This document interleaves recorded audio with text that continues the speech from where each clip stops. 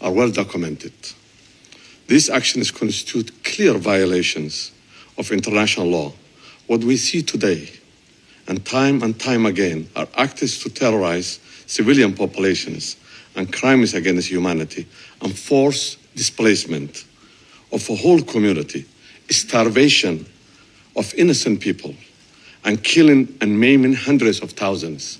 And someone doing all these things are lecturing us today what they call genocide and things like that.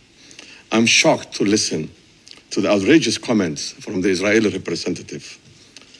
If we want to talk about genocide, it's Israel that's committing on our own eyes every day. He represents a government that killed more than 70,000 people, civilians, including children, women, elderly, doctors, and other health workers, and patients in hospitals, destroying infrastructures, deliberately starving people in Gaza. To come before us, esteemed council, and accuse Somalia of committing genocide is just ridiculous and it's unbelievable. The other thing that I want to add is he has no idea what Somali is and where Somalis are and what Somali stands for. I think the history is a selective history that he has just generated on his own mind. Let me give you some lessons on this.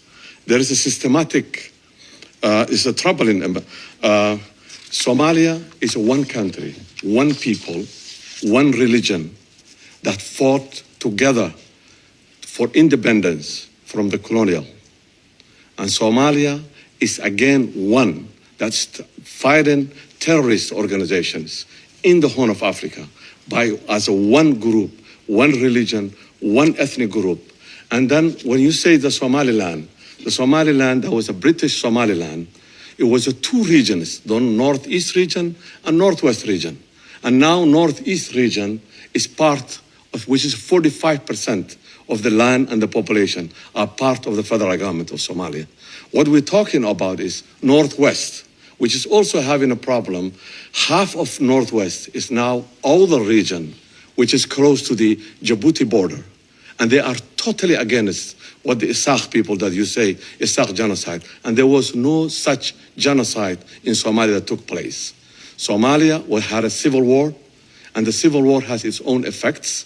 And we believe the civil war was also financed from outside. So to come to this place and lecture us humanity and genocide and human rights and independence and democracy, and we know what you're doing on a daily basis, is just an insult.